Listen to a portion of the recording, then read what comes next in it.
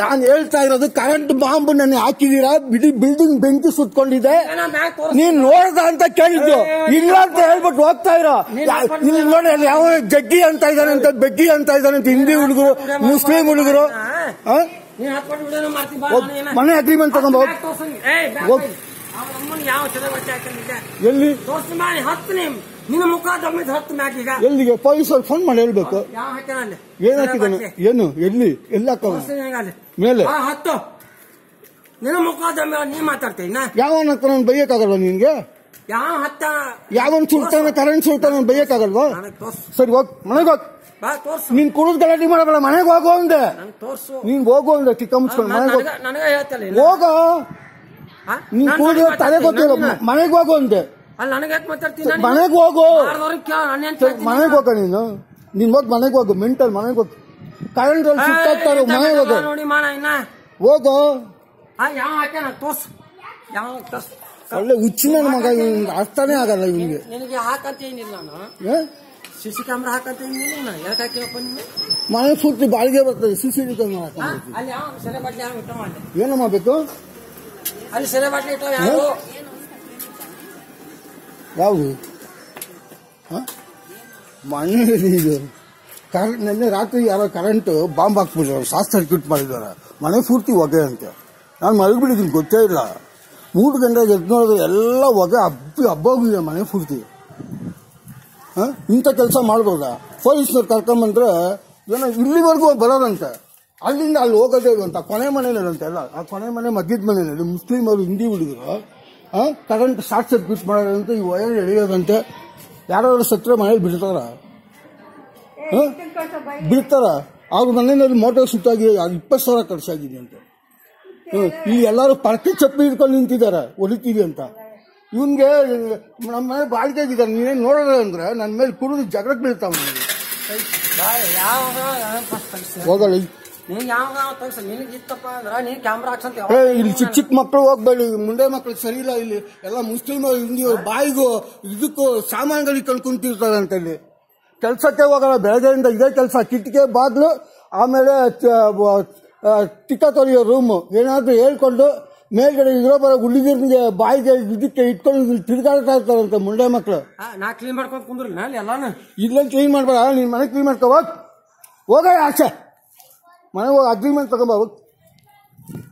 ಒಳ್ಳೆ ಹುಚ್ಚಿನ ತರ ಮಾತಾಡ್ಕೊಂಡು ನಿಂತ್ಕೋತೀವಿ. ಮೇಲ್ ಕೊರೋನಾ ಕಾಯ್ದೆ ಬರುತ್ತೆ, ಯಾವನ ಮೇಲ್ ಹೋದ್ರೆ ಅಂಗಿ ರೋಗ ಬರುತ್ತೆ, ಏಡ್ಸ್ ರೋಗ ಬರುತ್ತೆ, ಮುಸ್ಲಿಂ ರೋಗ ಬರುತ್ತೆ, ಕೊರೋನಾ ರೋಗ ಬರುತ್ತೆ. ಯಾರು ಮೇಲ್ ಬರ್ತಾರೆ? ಒಂದ್ ರೋಗ ಬರುತ್ತೆ. ನಾವು ಮನೆ ಬಿಟ್ಟು ಆಚೆ ಬರಲ್ಲ.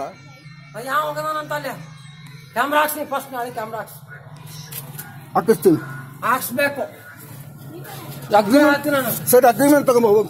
ನೀ ಫಸ್ಟ್ ಹಾಕ್ಸ್ಬೇಕು. ಈಗ ನನಗ ಚಿಕ್ಕ ಮಗುನ ಕರ್ಕೊಂಡು ಒಳಗೆ ಹೋಗ್ಬರಲ್ಲ, ಸಡಿಲ್ಲ ಇಲ್ಲಿ ಹುಡುಗರುಗಳು. ಅಮ್ಮನ್ ತೆಗೆದು ಬಾಯಿಗೆ ಇಟ್ಬಿಡ್ತಾರೆ ಸೋಳ ಮಕ್ಳು ಇಲ್ಲಿರೋರು. ಹೋಗ, ಹುಷಾರ ಹೋಗೋ ಹಂಗೆ ಹೋಗ ಮಿಂಟಾನೆ ನನ್ನ ಮಗನ. ಹೋಗ ಮನೆಗೆ ಹೋಗ. ಎಲ್ಲ ಕೊಡ್ತೀನಿ ನಾನೇ ಸದ್ಯಕ್ಕ. ನೀ ಹೆಂಗ್ ಮಾಡಿ ಒಳ್ಳೆ ಮಾತಾಡಿದ್ರೆ ನೀನ್ ಕರೆಂಟ್ ಅಲ್ಲಿ ಏನಾದ್ರು ಹೋಗ್ ಮನೆ ಮುಂದೆ ವಟ ವಟ ವಟ ವಟ ವಟ ಅಂತ ಇರ್ತೀಯ.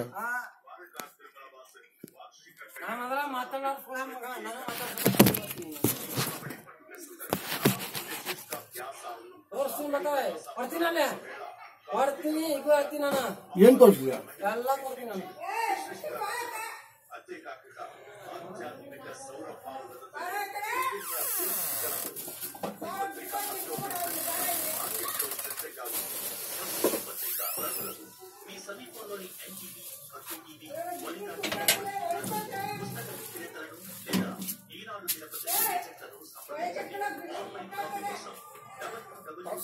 ನಾನು 3 ವಾರಕ್ಕೊಂದ್ಸರಿ ಹೋಗ್ತೀನಿ.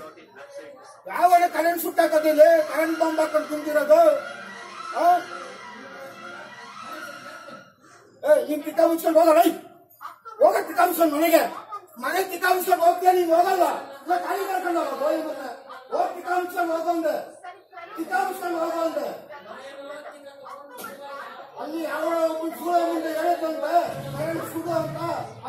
ಬೆಂಕಿ ಬಿಕ್ಕಿ ಅಂತ ಹುಡುಗರು ಸುತ್ತುವಾಗ ಹೋಗೋ ಪೊಲೀಸರು ರಾತ್ರಿನೇ ಬಂದು ತನಿಖೆ ಮಾಡ್ಕೊಂಡು ಹೋಗಿದ್ದಾರೆ.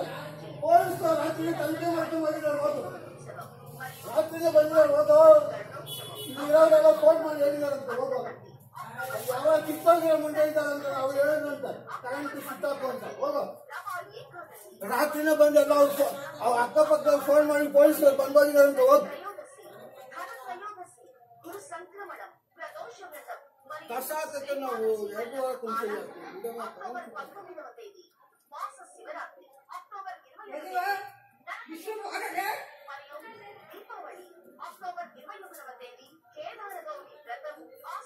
అమావాస్య మరియు ఆకాశ దీపం ప్రారంభం అక్టోబర్ 22వ తేదీ కార్తీక మాస ప్రారంభం బలి మరియు గోవర్ధన పూజ అక్టోబర్ 23వ తేదీ అక్టోబర్ 27వ తేదీ స్కంద షష్ఠి వ్రతం తిరుచెందూరు అసుర సంహార ఉత్సవం మరియు తొలి కార్తీక సోమవారం అక్టోబర్ 29వ తేదీ బుధాష్టమి మరియు గురుమూర్తి ఉత్తాన ఉత్సవం అక్టోబర్ 30వ తేదీ తిరుమల శ్రీవారి పుష్పయాగం మరియు గోపాష్టమి.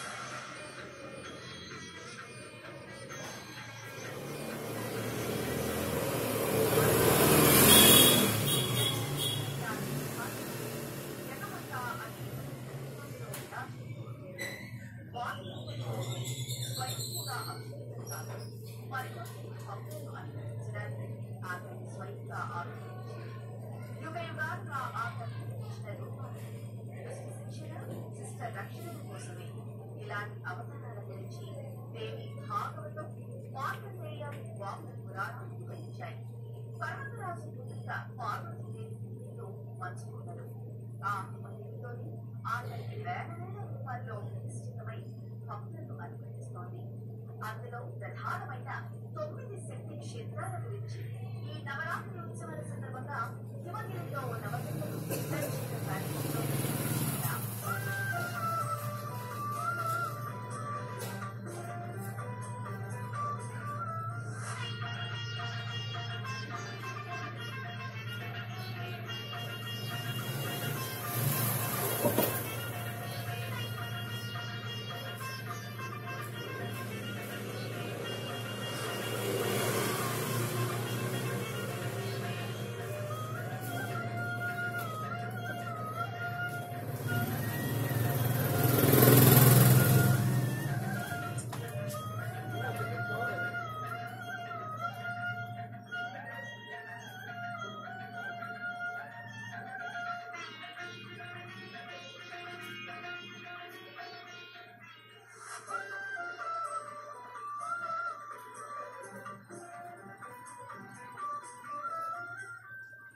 దుర్గామాత అవతారాలలో నవదుర్గలు ముఖ్యమైనవి. ఆ తల్లి బ్రహ్మ విష్ణు శివ వంశలతో మహాసరస్వతి, మహాలక్ష్మి, మహాకాళిగా అవతరించింది. ఈ 3 అవతారాల నుంచి నవదుర్గలు ఉంటాయని పురాణాలు పేర్కొంటున్నాయి. అటువంటి మహామహిమాన్వితమైన 9 శక్తి క్షేత్రాలు జమ్మూ కాశ్మీర్, హిమాచల్ ప్రదేశ్, చండీగఢ్ ప్రాంతాల్లో కొలువై ఉన్నాయి. ఆ భక్తులను అనుగ్రహించడానికి వివిధ రూపాల్లో ఆవిష్కృతమైంది. ఆ మూలగన్న అమ్మ వైవిధ్య భరిత రూపాలను మనము దర్శించుకుందాం.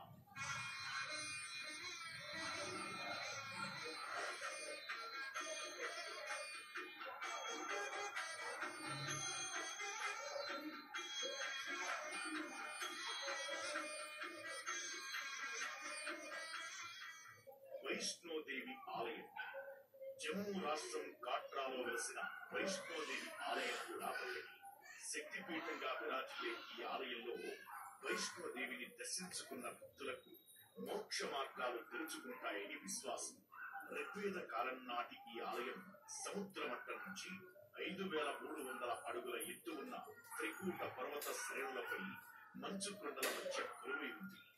ఈ ఆలయాన్ని దర్శించుకోవడానికి ప్రత్యేక సదుపాయాన్ని కల్పిస్తున్నారు. రోప్వే ద్వారా గాని ఉడానపై గాని ప్రయాణించి భక్తులు తమ గమ్యస్థానం చేరుకుంటారు. దక్షిణ భారతదేశానికి చెందిన దుర్గాదేవి భక్తులు రత్నాకర్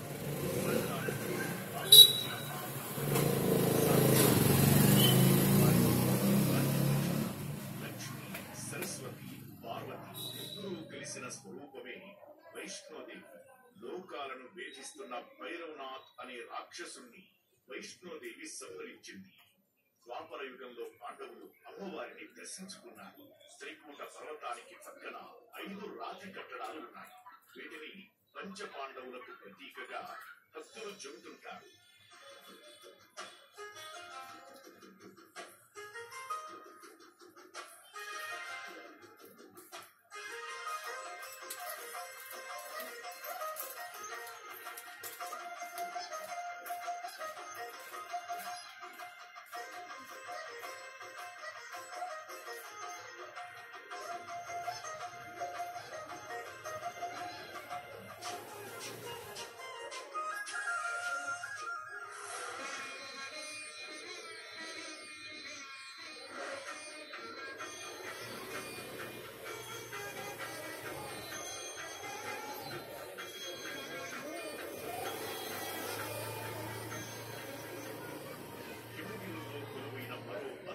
క్షేత్రం శ్రీ నైనాదేవి అమ్మవారి ఆలయం. హిమాచల్ ప్రదేశ్ రాష్ట్రం బిలాస్పూర్ జిల్లాలో ఉంది ఆలయం. మంచు కొండల్లో దక్షయజ్ఞం సమయంలో సతీదేవి ఆత్మాహుతి చేసుకోగా శివుడు మహావ్యామోహంలో పడ్డాడు. అప్పుడు శ్రీహరి ఆమె శరీరాన్ని 51 ఖండాలుగా చేశాడు. అందులో అమ్మవారి కళ్ళు ఇక్కడే పడ్డాయి. అదే నయనాదేవి క్షేత్రంగా ప్రఖ్యాతిగాంచింది. సముద్ర మట్టానికి దాదాపుగా 1177 మీటర్ల ఎత్తులో ఉన్న క్షేత్రం మంచుకొండల మధ్యలో రాజులుతుంది. దేవి భాగవతం, వామన పురాణాల ప్రకారం మహిషాసుర సంహారం కోసం జగజ్జనని అయిన ఆదిపరాశక్తి దుర్గా అమ్మవారి సట్లెస్ నదీ తీరాన ఆవిష్కృతమైంది. దయార్ద్రమైన నయనాలతో అమ్మవారు దేవతాగణాలను అనుగ్రహించింది. భక్తులందరూ అమ్మ నయనాదేవి అని కీర్తించారు. ఈ క్షేత్రంలో అమ్మవారు నయన మహిషాసుర వర్ధినిగా విరాజిల్లుతోంది. ఇక్కడ అఖండ శిలారూపంలో కొలువై భక్తులను అనుగ్రహిస్తోంది.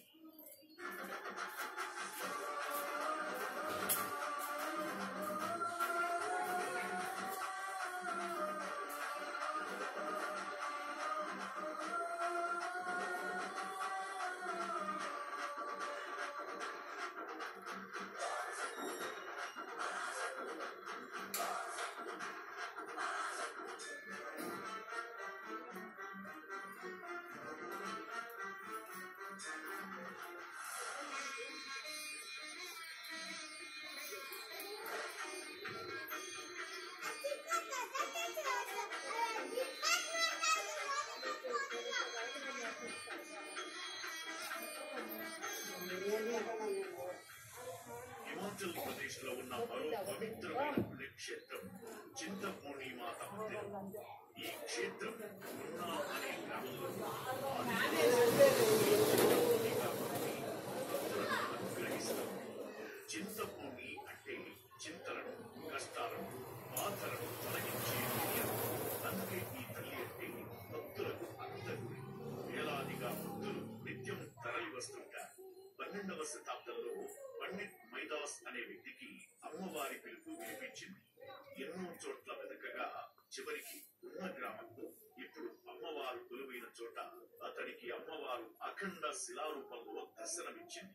అక్కడే ఆయన చింతపూర్ణి దేవికి ఆలయాన్ని నిర్మించాడు. ఈ క్షేత్రంలో కొలువైన శ్రీ చింతపూర్ణి మాత ఆదిశక్తి రూపాల్లో ఒకటైన చిన్నమస్తా రూపానికి ప్రతిరూపంగా భక్తులు భావిస్తారు.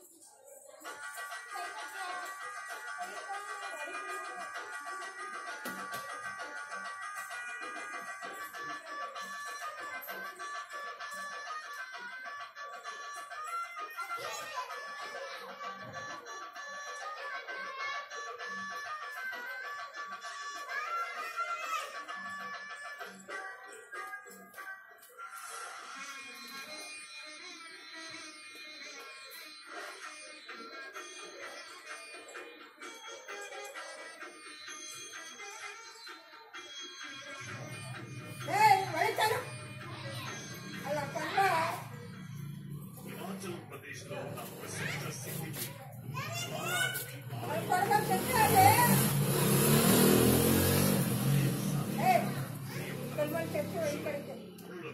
చిత్రహింసలకు గురి చేయడం ప్రారంభించారు. అప్పుడు శ్రీ మహావిష్ణువు నేతృత్వంలో దేవతలందరూ కలిసి తమ శక్తిని ఏకీకృతం చేశారు. ఆ దివ్య శక్తి ఒక జ్వాలారూపంగా ఏర్పడింది. అప్పుడు ఆదిశక్తి స్థితి లయకారిణిగా ఆదిశక్తిగా అమ్మవారు నిజ రూపం ధరించింది.